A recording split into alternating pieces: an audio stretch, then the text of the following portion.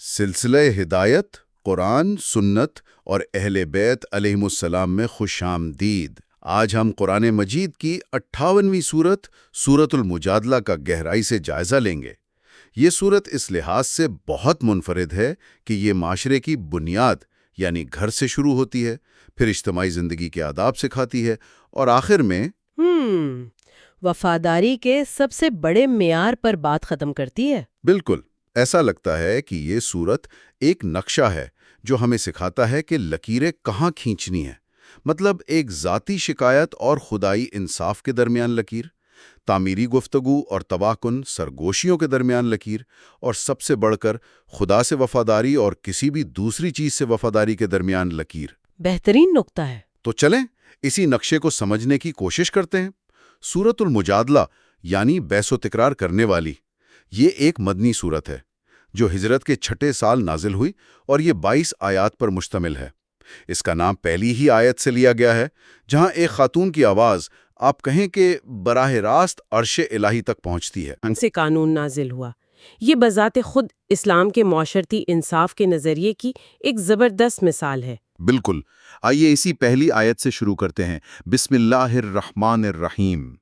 قد سمع اللہ قول التی تجادلک فی زوجہا وتشتکی الی اللہ واللہ یسمع تحاورکما ان اللہ سمیع بصیر۔ بے شک اللہ نے اس عورت کی بات سن لی جو آپ سے اپنے شوہر کے بارے میں تکرار اور اللہ کے آگے شکایت کر رہی تھی، اور اللہ آپ دونوں کی گفتگو سن رہا تھا۔ اللہ یقیناً بڑا سننے والا، دیکھنے والا ہے۔ یہاں قد سمیا کے الفاظ بہت طاقتور ہیں، ہے نا؟ یہ صرف سننا نہیں ہے بلکہ توجہ سے سننا، قبول کرنا اور پھر جواب دینا ہے۔ یہ ہمیں بتاتا ہے کہ اللہ اور اس کے بندے کے درمیان کوئی رکاوٹ نہیں، خاص طور پر جب بندہ مظلوم ہو۔ جی، اس کا شان نزول انصار کی ایک خاتون خولہ بنت ثعلبہ کا واقعہ ہے۔ ان کے شوہر اوس بن صامت نے غصے میں ان سے زہار کر لیا۔ یہ زمانہ جاہلیت کی ایک رسم تھی جس میں شوہر بیوی سے کہتا تھا انتی علیہ کا ظہری امی، یعنی تو مجھ پر میری ماں کی پیٹھ کی طرح ہے۔ اس ایک جملے سے عورت ایک ایسی اذیت ناک صورتحال میں پھنس جاتی تھی کہ نہ تو وہ بیوی رہتی تھی اور نہ ہی آزاد ہوتی تھی کہ کہیں اور شادی کر سکے۔ بالکل، یعنی اسے قانونی اور معاشرتی طور پر ایک طرح سے معلق کر دیا جاتا تھا۔ یہ تو ایک شدید نفسیاتی اور جذباتی تشدد تھا۔ جی بالکل۔ خولہ پہلے نبی کریم صلی اللہ علیہ وآلہ وسلم کے پاس گئیں، لیکن اس وقت تک اس معاملے میں کوئی وحی نازل نہیں ہوئی تھی۔ جب انہیں وہاں سے فوری حل نہ ملا تو انہوں نے اپنا رخ آسمان کی طرف کیا اور بارگاہ خداوندی میں عرض کیا، پروردگار، میں اپنی بیچارگی اور احتیاج کی شدت تجھ سے عرض کرتی ہوں۔ خداوندہ، کوئی فرمان اپنے پیغمبر پر نازل فرما اور اس مشکل کو حل کر دے۔ اور اللہ نے ان کی فریاد سن لی۔ اگلی آیات نے اس ظالمانہ رسم کو ہمیشہ کے لیے ختم کر دیا۔ اور صرف ختم ہی نہیں کیا بلکہ اس کا ایک ایسا حل پیش کیا جو بہت گہرا ہے۔ جی، آیت 2 میں اللہ تعالیٰ نے واضح کیا، الذین یظاہرون منکم من نسائہم ما ہن امہاتہم وانہم لیقولون منکرا من القول وزورا، یعنی تم میں سے جو لوگ اپنی بیویوں سے زہار کرتے ہیں وہ ان کی مائیں نہیں ہیں، اور بلا شبہ یہ لوگ ناپسندیدہ اور جھوٹی بات کرتے ہیں۔ قرآن نے اسے ایک منکر اور جھوٹ قرار دے کر اس کی اخلاقی بنیاد ہی ختم کر دی۔ اور پھر اس غلطی کی تلافی کا جو طریقہ بتایا گیا وہ تو حیران کن ہے۔ جی، آیات 3 اور 4 میں کفارہ مقرر کیا گیا۔ اگر کوئی شخص زہار کرنے کے بعد رجوع کرنا چاہے تو اسے ازدواجی تعلقات قائم کرنے سے پہلے 3 میں سے ایک کام کرنا ہوگا۔ پہلا، ایک غلام آزاد کرنا، اگر اس کی استطاعت نہ ہو تو 2 مہینے مسلسل روزے رکھنا، اور اگر اس کی بھی طاقت نہ ہو تو 60 مسکینوں کو کھانا کھلانا۔ تو یہ صرف ایک سزا نہیں ہے، اس کے پیچھے تو ایک پورا سماجی اور روحانی فلسفہ ہے۔ مطلب آپ کی ایک ذاتی غلطی، ایک نجی گناہ کا کفارہ معاشرے کی بھلائی سے جڑا جا رہا ہے نا؟ آپ ایک انسان کو آزادی دیتے ہیں، یا معاشرے کے بھوکے لوگوں کا پیٹ بھرتے ہیں، یا پھر خود کو روحانی طور پر ڈسپلن کرتے ہیں۔ یعنی ایک ذاتی غلطی کو ایک سماجی زخم بھرنے کا موقع بنا دیا گیا ہے۔ بہت خوبصورت نکتہ ہے۔ یہ کفارہ نفس کی تربیت بھی ہے، گناہ کی تلافی بھی، اور معاشرے کے کمزور طبقے کی مدد بھی۔ یہ اللہ کی مقرر کردہ حدود ہیں۔ اب یہاں سے ایک ذاتی اور گھریلو مسئلے کو حل کرنے کے بعد سورت کا دائرہ وسیع ہوتا ہے اور ان لوگوں کی طرف متوجہ ہوتا ہے جو اللہ اور اس کے رسول کی مخالفت کی لکیر پار کرتے ہیں۔ اچھا، یعنی گھر کے اندر انصاف قائم کرنے کے بعد اب معاشرے کے اندر انصاف اور وفاداری کے اصولوں کی بات ہو رہی ہے۔ بالکل۔ آیت 5 اور 6 میں فرمایا گیا کہ جو لوگ اللہ اور اس کے رسول کی مخالفت کرتے ہیں وہ ذلیل ہوں گے، اور قیامت کے دن اللہ ان کے تمام اعمال ان کے سامنے رکھے گا۔ اور پھر ایک بہت ہی آپ کہیں کہ چونکا دینے والی بات کہی گئی، احصاہ اللہ و نسوہ، اللہ نے اسے شمار کر رکھا ہے جبکہ وہ اسے بھول چکے ہیں۔ یہ آیت تو انسان کو ہلا کر رکھ دیتی ہے۔ ہم اپنی کتنی ہی باتیں، غلطیاں اور زیادتیاں بھول جاتے ہیں، یہ سوچ کر کہ وقت گزر گیا، بات ختم ہو گئی۔ لیکن یہاں بتایا جا رہا ہے کہ وہ سب کچھ ایک الہی ریکارڈ میں محفوظ ہے۔ یہ ہر عمل میں احتیاط اور ذمہ داری کا احساس پیدا کرتا ہے۔ اور اسی احساس کو مزید گہرا کرنے کے لیے آیت 7 میں اللہ کی ہر جگہ موجودگی کا ذکر ہے۔ الم تر ان اللہ یعلم ما فی السماوات و ما فی الارض ما یکون من نجوى ثلاثۃ الا هو رابعهم ولا خمسۃ الا هو سادسهم الا هو معهم اینما كانوا۔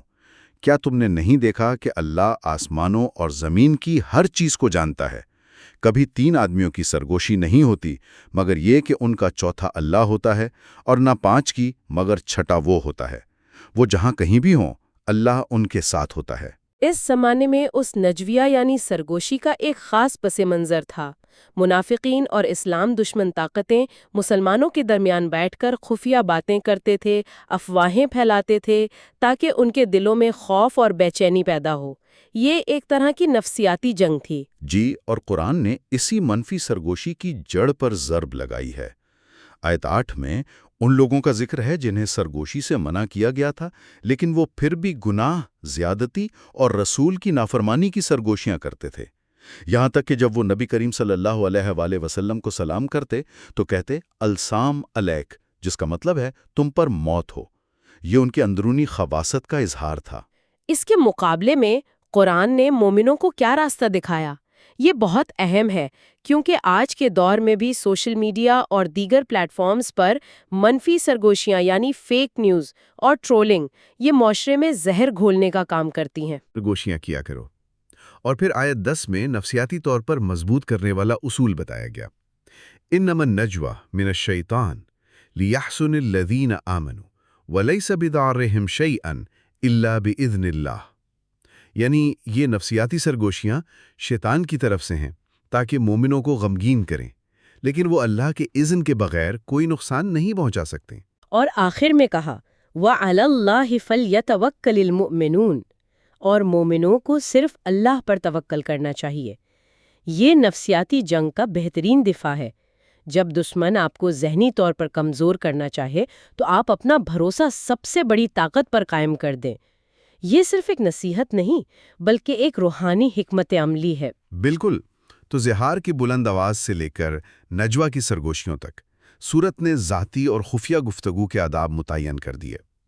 اب یہ اجتماعی اور عوامی بیٹھک یعنی مجلس کے آداب کی طرف آتی ہے۔ یہ بہت دلچسپ ہے کہ ایک ہی صورت میں اتنے مختلف پہلوؤں پر بات ہو رہی ہے، گھر، خفیہ گفتگو اور اب عوامی مجالس۔ یہ ایک مکمل ضابطۂ حیات ہے۔ جی، آیت 11 میں ارشاد ہوتا ہے یا ایھا الذین آمنوا اذا قیل لکم تفسحوا فی المجالس فافسحوا یفسح اللہ لکم واذا قیل انشزوا فانشزوا۔ اے ایمان والو، جب تم سے کہا جائے کہ مجلسوں میں کشادگی پیدا کرو تو کشادگی پیدا کر دیا کرو، اللہ تمہیں کشادگی دے گا، اور جب کہا جائے اٹھ جاؤ تو اٹھ جایا کرو۔ بظاہر یہ ایک بہت معمولی سی بات لگتی ہے کہ کسی کے لیے جگہ بنا دو، لیکن قرآن اسے اللہ کی طرف سے کشادگی کے وعدے سے جوڑ رہا ہے۔ یہ ایک گہری بات ہے۔ شاید اس کا مطلب یہ ہے کہ جب آپ دوسروں کے لیے دنیا میں جگہ بناتے ہیں تو اللہ آپ کے لیے اپنی رحمت، علم اور رزق میں کشادگی پیدا کرتا ہے۔ یہ جسمانی جگہ بنانے کا روحانی انعام ہے۔ اور اسی آیت کے آخر میں ایک بہت بڑا اصول بیان ہوا، یرفع اللہ الذین آمنوا منکم والذین اوتوا العلم درجات، اللہ تم میں سے ایمان والوں اور علم والوں کے درجات بلند فرمائے گا۔ اس کا شان نزول یہ بتایا جاتا ہے کہ کچھ لوگ جنگ بدر میں شریک ہونے والے معزز صحابہ کے لیے جگہ بنانے میں ہچکچاہٹ محسوس کرتے تھے۔ قرآن نے بتایا کہ ایمان اور علم ہی بلندی کا اصل معیار ہیں۔ یعنی معاشرے میں عزت کا معیار مال و دولت یا قبیلہ نہیں بلکہ ایمان اور علم ہے۔ یہ آیت معاشرتی آداب کو ایمان اور علم کے مرتبے سے جوڑ کر ایک انقلابی پیغام دے رہی ہے۔ اسی طرح نبی کریم صلی اللہ علیہ وآلہ وسلم سے خصوصی گفتگو کے آداب بھی سکھائے گئے۔ آیت 12 میں ایک حکم نازل ہوا کہ جو رسول اللہ سے خصوصی سرگوشی یعنی نجوہ کرنا چاہے وہ پہلے صدقہ دے۔ اس کا مقصد غیر ضروری سوالات کی حوصلہ شکنی کرنا، غریبوں کی مدد کرنا اور لوگوں کے خلوص کو پرکھنا تھا۔ اور تفاسیر بتاتی ہیں کہ یہ ایک امتحان تھا جس میں صرف ایک ہی شخص پورا اترا۔ جی، تمام مفسرین اور مورخین اس بات پر متفق ہیں کہ اس آیت پر صرف حضرت علی علیہ السلام نے عمل کیا۔ انہوں نے 1 دینار کے بدلے 10 درہم لیے اور ہر بار 1 درہم صدقہ دے کر نبی کریم صلی اللہ علیہ وآلہ وسلم سے 10 مرتبہ الگ الگ موضوعات پر گفتگو کی۔ جب باقی لوگوں نے خرچ کے ڈر سے سرگوشی کرنا چھوڑ دیا تو آیت 13 نازل ہوئی جس نے پچھلے حکم کو منسوخ کر دیا اور ان لوگوں پر ایک طرح کی تنبیہ کی جو صدقہ دینے سے ڈر گئے تھے۔ یہ واقعہ خود ایک گہری تفسیر ہے۔ یہ ایک عارضی حکم تھا جس کا مقصد شاید یہی دکھانا تھا کہ اللہ کے حکم اور رسول اللہ صلی اللہ علیہ وآلہ وسلم سے قربت کے لیے کون حقیقی معنوں میں ہر قربانی دینے کو تیار ہے۔ بالکل، اور اب صورت اپنے منطقی انجام کی طرف بڑھتی ہے۔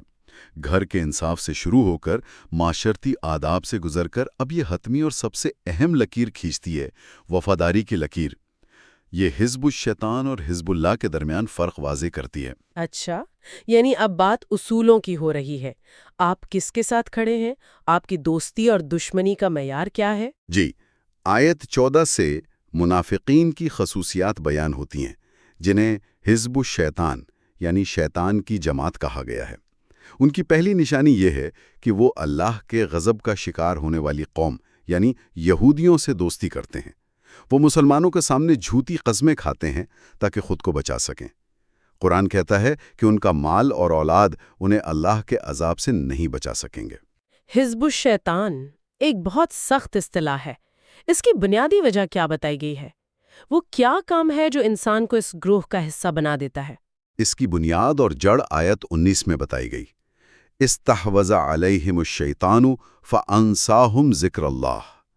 شیطان نے ان پر قابو پا لیا ہے اور انہیں اللہ کا ذکر بھلا دیا ہے۔ اللہ کو بھول جانا ہی وہ نقطہ ہے جہاں سے انسان شیطان کے راستے پر چل پڑتا ہے۔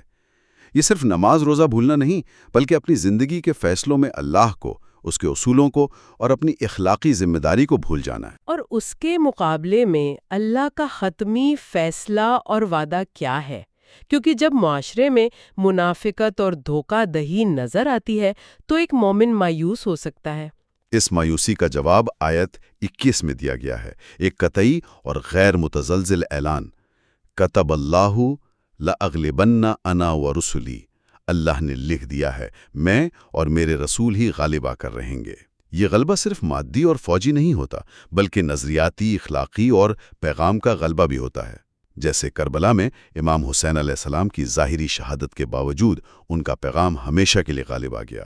یہ ایک بہت امید افزا پیغام ہے۔ اور پھر سورت کی آخری آیت جو حزب اللہ یعنی اللہ کی جماعت کی پہچان بتاتی ہے وہ اس پوری بحث کو سمیٹ دیتی ہے۔ آیت 22 ایک جامع معیار پیش کرتی ہے۔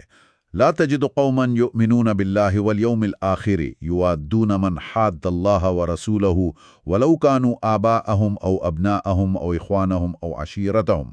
آپ کبھی ایسے لوگوں کو نہیں پائیں گے جو اللہ اور روز آخرت پر ایمان رکھتے ہوں لیکن اللہ اور اس کے رسول کے دشمنوں سے دوستی رکھتے ہوں، خواہ وہ ان کے باپ، بیٹے، بھائی یا خاندان والے ہی کیوں نہ ہو۔ یہ وفاداری کی حتمی لکیر ہے۔ یہاں محبت اور نفرت کا معیار ذاتی رشتے نہیں بلکہ الہی اصول ہیں۔ یہ بہت مشکل معیار ہے لیکن قرآن کے مطابق سچے ایمان کی پہچان یہی ہے۔ اور اس پر عمل کرنے والوں کا انعام کیا ہے؟ ان کے لیے 5 عظیم انعامات کا ذکر ہے۔ پہلا، اللہ ان کے دلوں میں ایمان کو نقش کر دیتا ہے۔ دوسرا، وہ اپنی طرف سے ایک خاص روح کے ذریعے ان کی مدد کرتا ہے۔ تیسرا، انہیں ہمیشہ رہنے والی جنتوں میں داخل کرے گا۔ چوتھا اور سب سے بڑا روحانی انعام، رضی اللہ عنہم ورضوا عنہ، اللہ ان سے راضی اور وہ اللہ سے راضی ہیں۔ یہ تو روحانی سکون کی انتہا ہے کہ انسان اس مقام پر پہنچ جائے جہاں اس کی رضا اللہ کی رضا میں شامل ہو جائے۔ یہ دنیا کی ہر کامیابی سے بڑی کامیابی ہے۔ اور پانچواں انعام، اولئک حزب اللہ الا ان حزب اللہ هم المفلحون، یہی اللہ کی جماعت ہیں اور آگاہ رہو، اللہ کی جماعت ہی کامیاب ہونے والی ہے۔ تو خلاصہ یہ ہے کہ سورۃ المجادلہ ایک عورت کی ذاتی فریاد سے شروع ہو کر کائنات کے سب سے بڑے اصول یعنی اللہ سے وفاداری پر ختم ہوتی ہے اور بتاتی ہے کہ حقیقی کامیابی کا راستہ یہی ہے۔ بالکل، اور یہ صورت ہمارے لیے ایک بہت اہم سوال چھوڑ جاتی ہے۔ اس کا اختتام حزب اللہ کے تصور پر ہوتا ہے، جس کی تعریف صرف عبادات سے نہیں بلکہ اس بات سے کی گئی ہے کہ ان کی حتمی محبت اور وفاداری کس کے ساتھ ہے۔ یہ بات سوچنے پر مجبور کرتی ہے کہ ہماری جدید زندگیوں میں جہاں خاندان، قوم، ثقافت اور کیریئر جیسی بہت سی وفاداریاں ایک دوسرے سے ٹکراتی ہیں، ایک انسان عملی طور پر یہ کیسے یقینی بنا سکتا ہے کہ اس کی اولین اور حتمی وفاداری صرف اللہ کے ساتھ ہو؟ اور اگر ایسا ہو تو روزمرہ کی زندگی میں اس کے فیصلے کیسے نظر آئیں گے؟